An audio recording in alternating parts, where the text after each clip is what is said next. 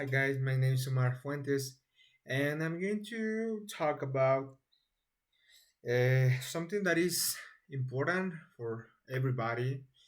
At least I think that is in my opinion, but um, I think that sometimes we don't see it because we are distracted with a lot of other stuff. Today I want to talk about intelligent purchasing.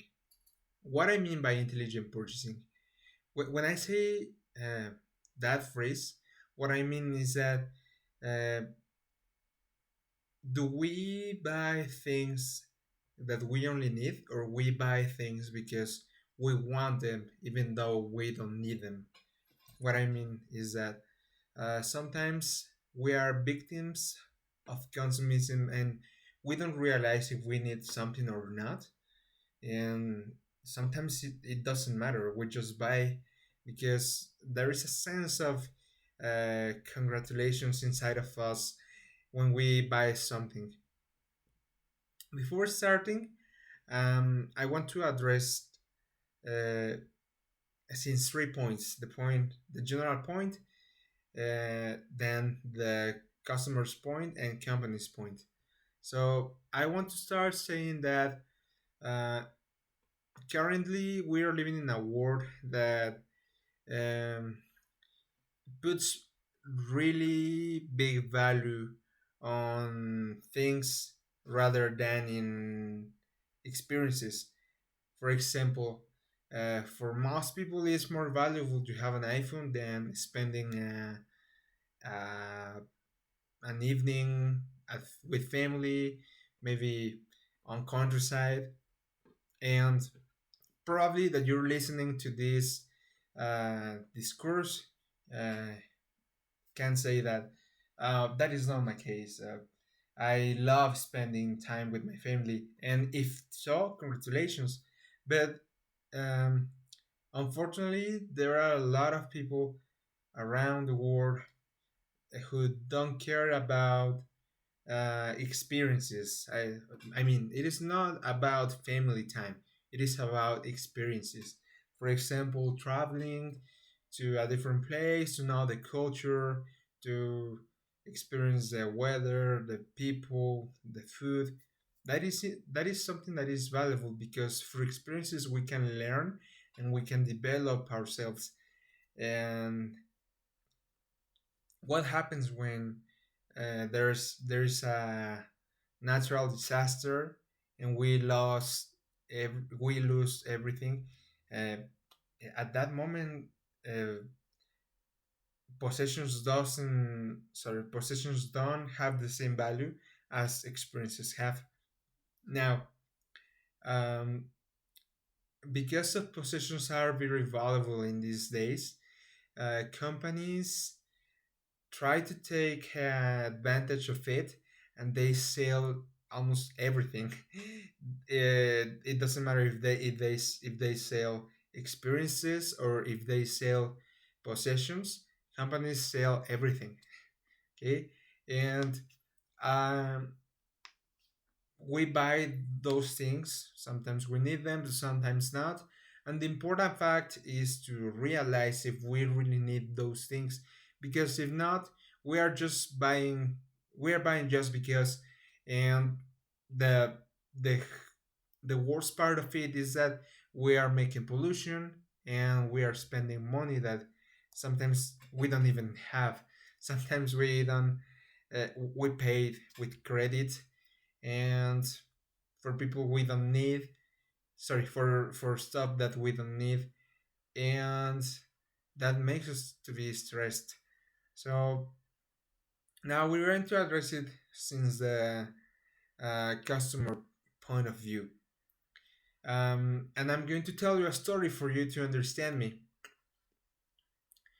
uh, 1 year ago I was surfing on the internet because I wanted to buy a warming carpet for one of my pets, which is a gecko, and it was kind of hard to find one.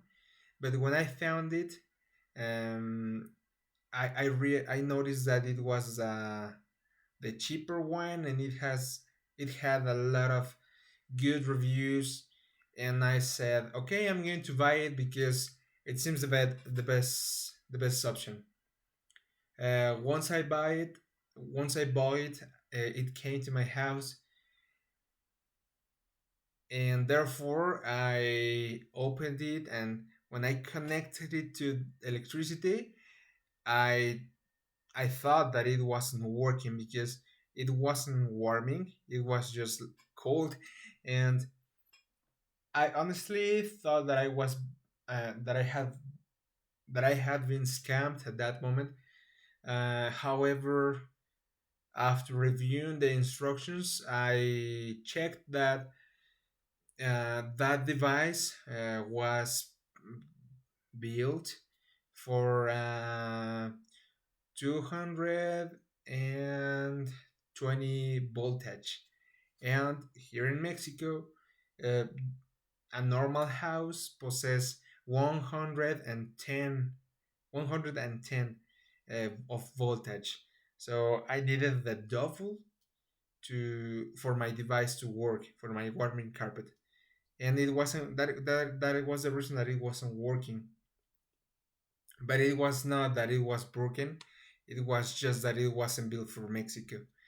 And so I got angry at that moment because I said, okay, the person who sold it, he or she didn't care about the person who were up to buy the product.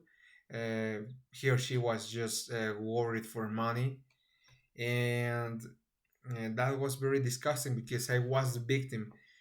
So well, eventually I returned it, and furthermore I made a, a bad review of that product, but I honestly think that that wasn't enough for avoiding another person to buy the product because it had a lot of good reviews, as I said.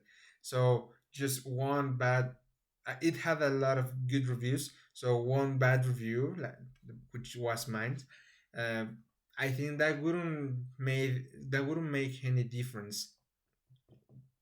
Then I bought the correct one, and it worked. But I was thinking about what would happen if, for example, if a person instead of having a gecko like me, they have a baby, for example. If they don't read, and I say that if they don't read because sometimes it's hard to read the specifications of a product because they are not really organized, and it's not clear what are the specifications. So if a person don't if a person doesn't read the specifications or got confused, and a product has a lot of good reviews, some people can buy a product that is not the best option for them. For instance, for those people who have a baby, what would happen if they buy a product which is bad for babies, or damaging, or I don't know, as simple as the product doesn't work properly? Well, they would have a problem, and when they face the problem, it could cause damage to their babies because that was a product that wasn't um, wasn't built for Mexico, or wasn't built according to some quality standards. But companies or vendors, they don't care about those concerns. They are just focused on selling, and that is a problem. Now, uh, about companies, um, we sometimes we have to understand that as companies, we have to pay employees, rents, taxes, and all the money that a company earns seems to be fewer when you realize all the things you have to pay for. Uh, but but I think that is just for little companies, small companies, because when for a large company, it doesn't matter if they have uh, good reviews or bad reviews. They sell because of the brand. So large companies don't have or don't face uh, too too large losses because their name sells. But with those brands which are small, they lose customers, and sometimes it is not that they make bad products. It is because it is a war between companies. I'm going to explain my point. It is not a secret that some companies paid for reviews.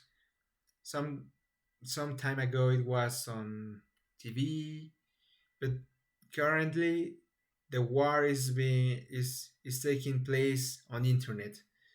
If you go to Amazon or you go to Mercado Libre, you're going to see that uh, if you want to buy a product, it has a lot of good reviews, lots of bad reviews, and you have to be really smart to realize if they are fake or not, because that is something that happens nowadays. Some products have bad reviews, or good reviews, but not because they are that is not because they are good or bad. It's because some companies pay some people to set or to write good reviews or bad reviews at some products. So I'm going to give you three advice to avoiding in order to avoid buying just by reading to fake reviews. First of all, is that when you find a product you want to buy, um, and when you check the reviews, if you see that every review is good and everyone is looks like the same, for example, the best product in my life, the best the best whatever that what I have ever bought, or uh, good one product, something like that, something like those uh, phrases. Probably those reviews are fake because they are telling the same, and it happens. It is also that also happens for bad reviews. For example, if every review tells the same, even when it is a bad review, probably they are fake. Then um, we have to check the quality and the details, because well, if every review tells the same, it is poor quality, and sometimes they are not telling the same, but they are missing details. So probably those reviews which have a lack of details are trustable, not trustable, are real reviews. However, they are not trustable because they don't provide too much information.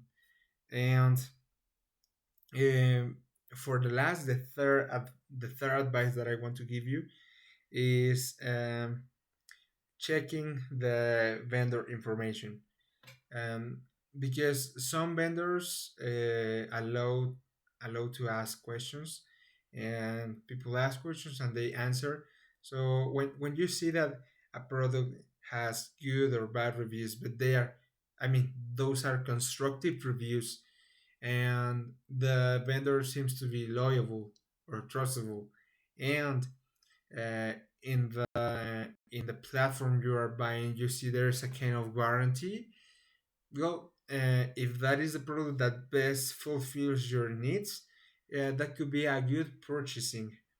So, in following it that way, we can avoid losing money, buying things we don't need, and producing more pollution, and also fulfill our budget as customers, and uh, to cover a need or solving a problem we have to be very careful because um, we are living in a kind of war, a digital war or a sailing war that it is a real problem, and if no one is hurt, I think that would be okay.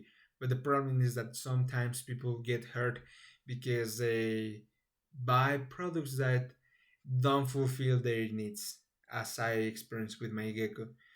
Fortunately, at that moment, I was able to fix it, but what would happen if not? So we have to consider those factors. And that is my advice and my TED talk for you. Thank you for listening, and bye bye.